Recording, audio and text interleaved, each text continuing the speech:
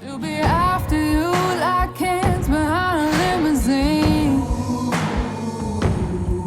In that dirty white dress with a fully loaded magazine. Oh, and if you leave, I'm standing all alone at the altar.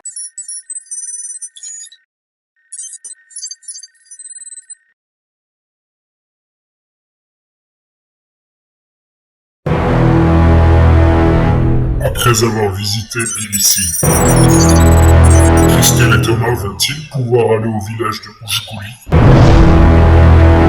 Réponse dans cet épisode.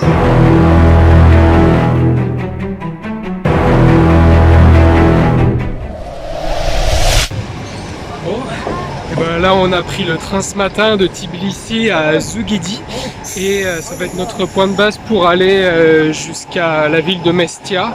Et voilà, c'est le début de la Svaneti là-bas. Pour se rendre en Svaneti, il n'y a pas 36 000 options possibles, il faut prendre un minibus qui s'appelle Marstrutta.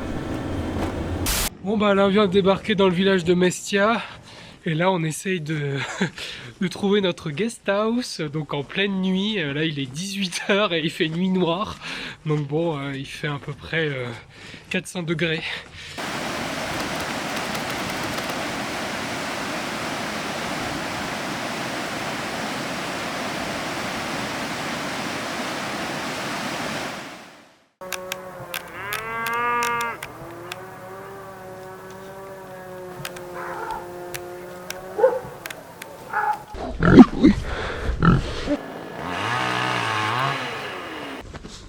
Eh ben dis donc Christelle, tu te fais des copains? Non mais là, il veut me niaquer, je sais pas pourquoi. Ouais bah là avec Christelle on s'est arrêté devant une tour et en fait c'est un musée. Le voisin il a ouvert la porte et il nous a fait visiter donc l'intérieur de la tour où les gens vivaient tous les hivers. Au Xe siècle elle date la tour et là on monte, il y a 4 étages et c'est chouette.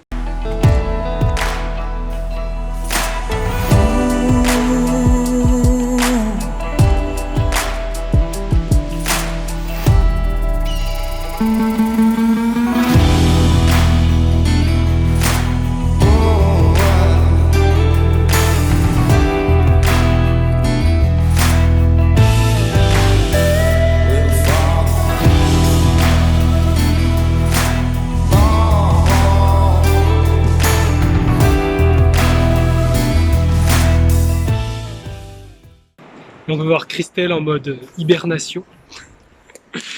Donc là, on a fait ce matin le musée ethnographique de la ville. C'était vachement chouette. T'en as pensé quoi? C'était trop bien, très intéressant.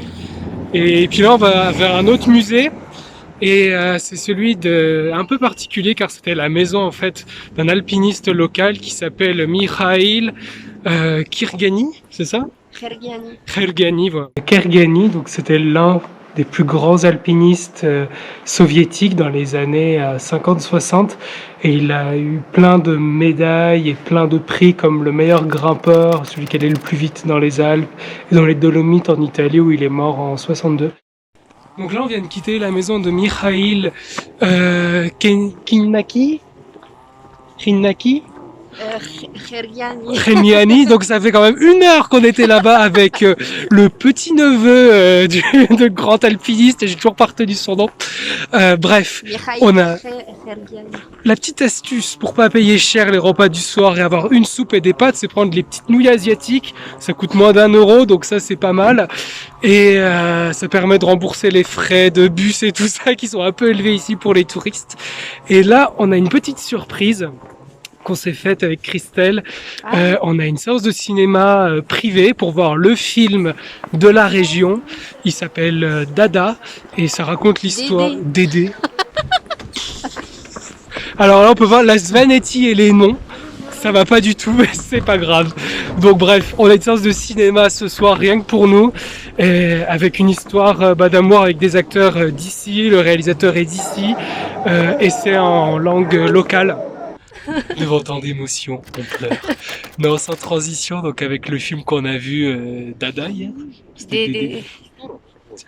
Même la nuit, ça a rien fait. Là, on se trouve au village de Oujgouli où a été tourné le film et le cadre est juste magnifique.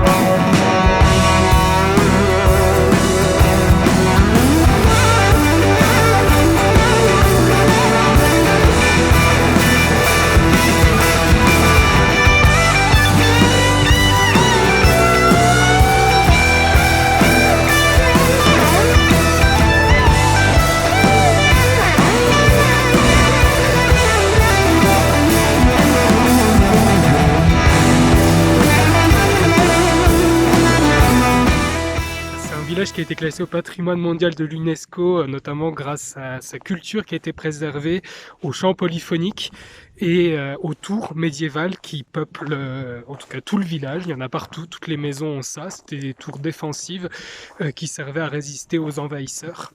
C'est un petit village plutôt sympa, ça change de Mestia qui a plus un air de Chamonix sans les magasins, mais en tout cas ça fait plus de station de ski. Et là ça fait vraiment un petit village authentique avec une vue magnifique sur le Caucase. Et là on se dirige au centre-ville pour récupérer le bus, car il y a au moins 2 bonnes heures de route pour venir jusque là. Car c'est vraiment l'autre bout du monde, il n'y a plus rien après ce village. Eh Pep là, abonne-toi, hein. Oublie pas de poser un like aussi, puis si t'as envie de rien mettre, bah mets rien ou mets un commentaire, ça fait toujours plaisir. Bon notre dernier jour en Svaneti, avec la neige, donc on espère qu'on pourra aller à Zugdidi. Là on va prendre notre minibus